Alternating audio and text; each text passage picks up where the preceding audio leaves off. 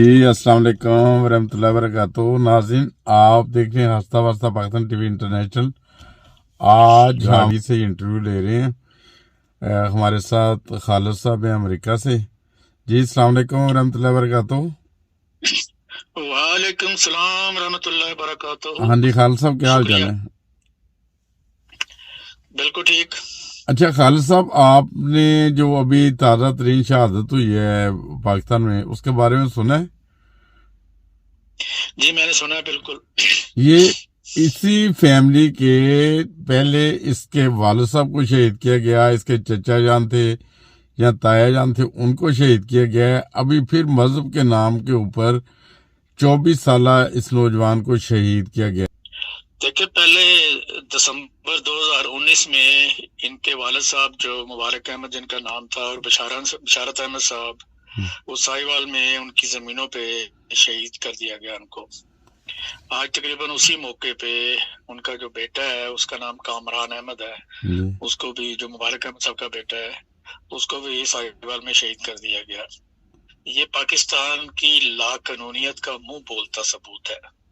हालांकि जब दिसंबर 2019 में अगर पुलिस और वहां का जो कानून है, वो जिन लोगों ने दो अहमदियों को, मुबारक अहमद साहब और बशारत अहमद साहब को शहीद किया था, उनको पकड़ती और उनको सजा दिलवाती, तो किसी की क्या जरूरत थी कि किसी उसके बाद उनके बेटे को भी शहीद, मतलब के ऊपर इस तरह का हमला करते। तो ये बड़े अफसोस की बात है, दुख की बात है, और ये लाकानूनियत पाकिस्तान में फैलती जा रही है। और खास तौर पे जहां इन लोगों को पता लगता है ये कादियानी है, अहमदी है, वहां पे ये इस्लाम का नाम नहाद मजहब का नाम लेके फायदा उठाने के लिए ये काम करते हैं, और कत्लो गारत से भी बाज नहीं आते। और अभी तक इसके जो वालिद साहब के जो कातिल हैं, जो हमारे रहे हैं, उनसे पता चला है कि वो अभी तक ना तो गिरफ्तार हुए, ना उनको कोई सजाएं मिली हैं, ना उनके जो तायदा। जी, ये बिल्कुल सही बात है। और ये बेचारा उन दोनों को ही सजाएं देने के लिए कचहरियों के और वकीलों के साथ चक्कर लगा रहा था, कोशिश कर रहा था कि किसी तरीके से इसको इंसाफ मिल सके अपने वालिद का और चचा का, जो नहीं मिला। अच्छा। तो लेकिन ये बात, ये पाकिस्तान में ये वाली जो रीत है, इस तरह कत्लेआम कर देना, और उसके बाद ना पुलिस एक्शन लेती है, ना गवर्नमेंट कुछ करती है, ना जज कुछ करते हैं, ये तो अब 1974 से चला हुआ है ये काम। मैं जब university of engineering and technology Lahore में पढ़ता था, वहां पे एक अहमदी अनस अहमद चौधरी को शहीद कर दिया गया था, जिसके कातल का मुझे इल्म है, लेकिन आज तक उसके ऊपर ना मुकदमा बना, ना गिरफ्तार हुआ, ना केस चला। आज तक उसके केस का पता ही नहीं है कि किसी को केस भी कहीं चला कि नहीं चला, या पुलिस की उसकी FIR भी कटी कि नहीं कटी, कुछ नहीं पता आज तक।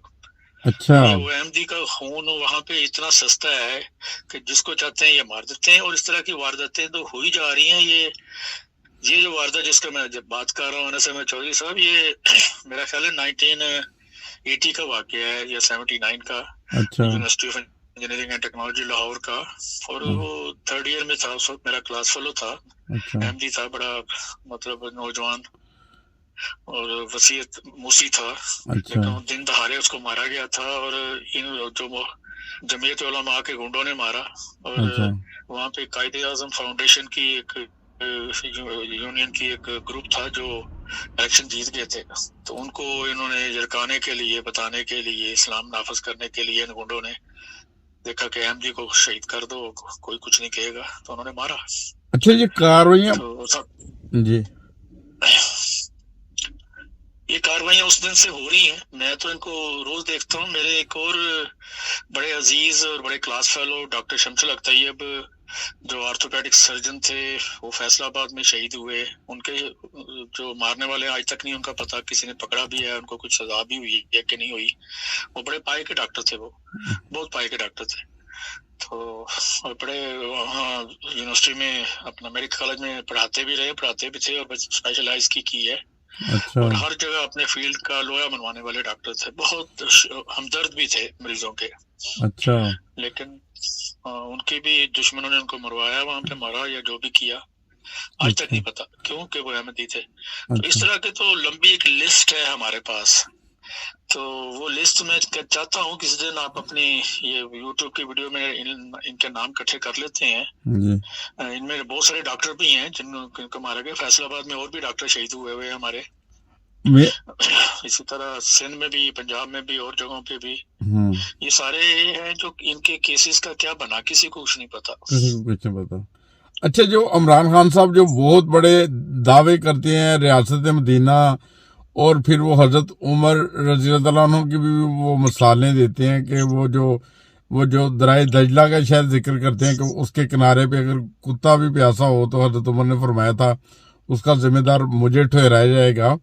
تو جب کسی احمدی کی شہادت ہوتی ہے تو اس میں کیا جو اس وقت کے حاکم ہیں عمران خان صاحب، ان کی کوئی ذمہ داری نہیں بنتی کہ اس کے بارے میں کوئی بیان دیں، مذمت کریں، یا ان کی گرفتاری کا کوئی اعلان کریں، یا کوئی سزاؤں کا اعلان کریں؟ کسی قسم کا کوئی بیان ہی نہیں آتا. نہ صرف عمران خان کی، پرائم منسٹر کی، یا وزیر اعلیٰ پنجاب کی، کیونکہ پنجاب میں یہ واقعہ ہوا ہے ساہیوال میں، جی، اور گورنر پنجاب، ان کی ذمہ داری بنتی ہے. اس کے علاوہ جو سپریم کورٹ ہے، ہائی کورٹ ہے، ان کی بھی ذمہ داری بنتی ہے. ان کے جو جج ہیں، چیف جسٹس، ان کے پاس ایک پاکستان میں قانون ہے، اور وہ کسی زمانے میں اس قانون پہ چیف جسٹس صاحب ہمارے عمل بھی کرتے رہے ہیں. وہ سوتو موٹو کو ایک قانون ہوتا ہے جس کے تحت وہ خود ہی کوئی بھی جب اس کے کہیں پہ دیکھتے ہیں کہ ظلم ہو رہا ہے، ظلم کی انتہا ہو گئی ہے، تو اس کا وہ کہہ سکتے ہیں گورنمنٹ کے یا سرکاری وکیل کو یا پولیس آفیسر کو یا دوسرے افسران بالا کو بھی، مجھے اس کی رپورٹ کرو جلدی جلدی.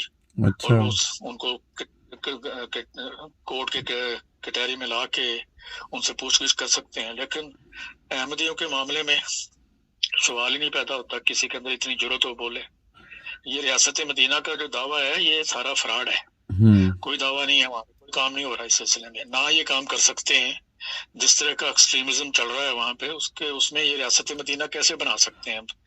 ان کو تو بار بار ریاست مدینہ کی ایک چھوٹی سی ویڈیو بنا کے، ڈاکومنٹری بنا کے کہ وہاں کیا ہوتا تھا، ان کو بتانے کی ضرورت ہے پاکستانی قوم کو. صحیح بات ہے. سمجھ آئے کہ ریاست مدینہ کیسے اسلام، رسول کریم صلی اللہ علیہ وسلم ریاست مدینہ کا کیا کانسیپٹ تھا، کس طرح ہوا ہے، جس کا وہ عمران خان صاحب بار بار ذکر کرتے ہیں. اور تاریخ میں اس کا بڑا سرسبز ذکر ہے.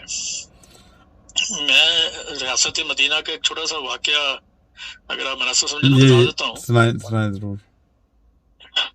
وہاں پہ مصر کے قریب ماؤنٹ سینائی کے پاس ایک چرچ تھا جو تقریباً 400 یا 500 سال پرانا تھا. وہاں پہ لوگ ارد گرد سارے عیسائی رہتے تھے اور وہ اس چرچ میں جاتے تھے. جب اسلام تیزی سے ان علاقوں میں پھیلنا شروع ہوا تو اس چرچ کے پادری نے دیکھا کہ میرے ارد گرد میرے گاؤں میں لوگ در در مسلمان ہو رہے ہیں.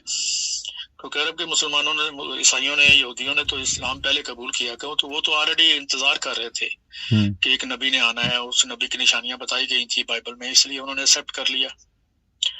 تو اس وقت رسول اللہ صلی اللہ علیہ وسلم مدینہ میں تھے، اور یہ ریاست مدینہ وہی ہے جس کی عمران خان صاحب بات کرتے ہیں. تو یہ پادری وہاں سے اٹھ کے مدینہ گیا رسول اللہ صلی اللہ علیہ وسلم کے پاس.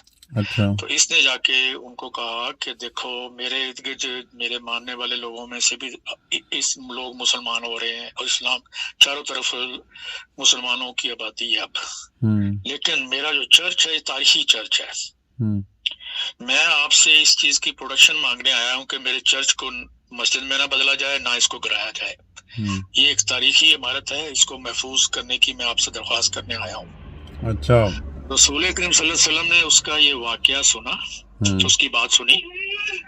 اس کے بعد وہاں پہ ایک پیپر لے کے اس کے اوپر ایک پورا ایک لکھا گیا اس چرچ کے بارے میں. وہ جو گوگل کرو تو وہ پیپر سامنے آ جاتا ہے. اچھا. اس کے بعد خود سائن کرائے اور 9 صحابہ کے بھی سائن کرائے. اچھا. اور اس پادری کو دے دیا وہ پورا ڈاکومنٹ، مور لگا کے، انگوٹھا لگا کے، سارا کچھ.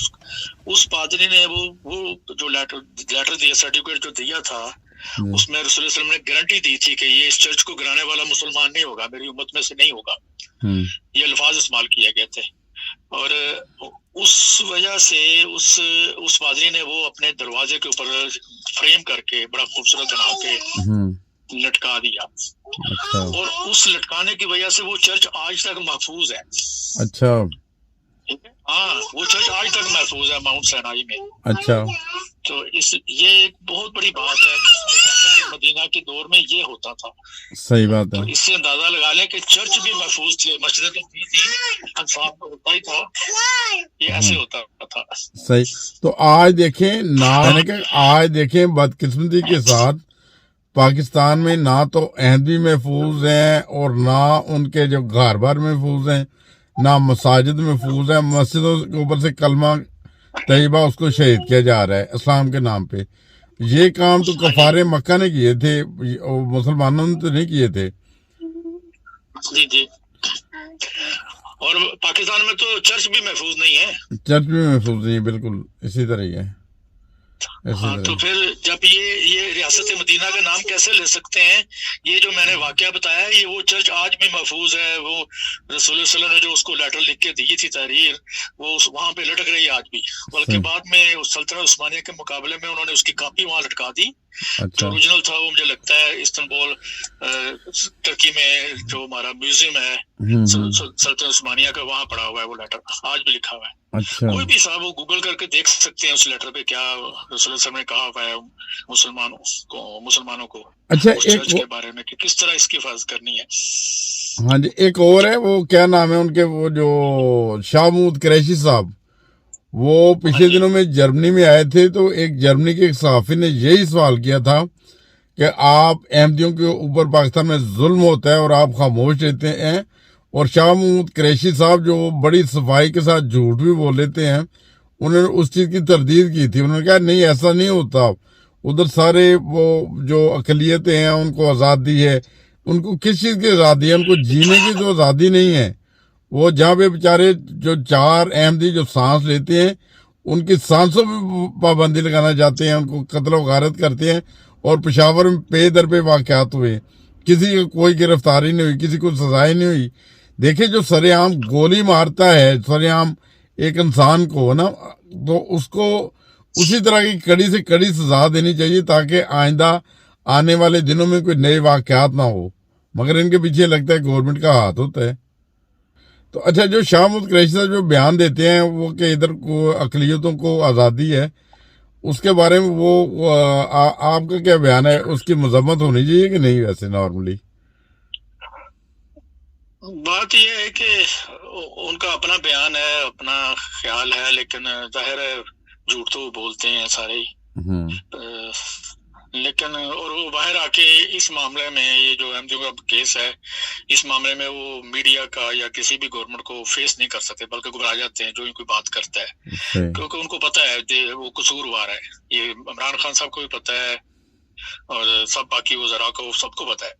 और ये अहमदियों का जो चक्कर है वहां पे, ये तो अब इसको मतलब शुरू हो गए 40 साल हो चले हैं ऑलमोस्ट, बल्कि ज्यादा टाइम शायद हो गया है। और ये जुल्म जो है इसकी इंतहा हो रही है। तो अब इस जुल्म की अगर ये और इंतहा करते ही जा रहे हैं, अगर करते रहेंगे तो फिर एक दिन आएगा कि अल्लाह की लाठी चलेगी। तो मैं तो उस अल्लाह की लाठी से डरता हूँ। वो ना अल्लाह करे कि इस कौम को अकल आ जाए, समझ आ जाए, ये वो लाठी ना चले इस कौम पे, क्योंकि बाहर हमारा प्यारा मुल्क है, पाकिस्तान है, हम उसको बढ़ता फूलता हुआ देखना चाहते हैं। सही बात है। चलिए, बहुत शुक्रिया जज़ाकल्लाह, आपने इस चीज़ की भी तरदीद की है कि नॉर्मल ऐसा होना नहीं चाहिए जैसा हमारे मुल्क में होता है। तो बेहतर तो ये है कि उधर मुकम्मल आज़ादी हासिल हो, जैसा कायदा ने फरमाया था जब पाकिस्तान बना था, जहाँ पे हर कोई जो हिंदू है, सिख है, ईसाई है, मुसलमान, जो किसी फ़िरके से भी तल्लुक़ रखते हैं, सब आज़ाद हैं और आज़ादी के साथ इस मुल्क में रह सकते हैं। मगर बदकिस्मती से एक लंबा अरसा हो गया अहमदियों से उनकी आज़ादी छीनी जा रही है। वो शुक्रिया खालसा, बहुत शुक्रिया, आपने टाइम दिया अपना। जज़ाकल्लाह, शुक्रिया बहुत।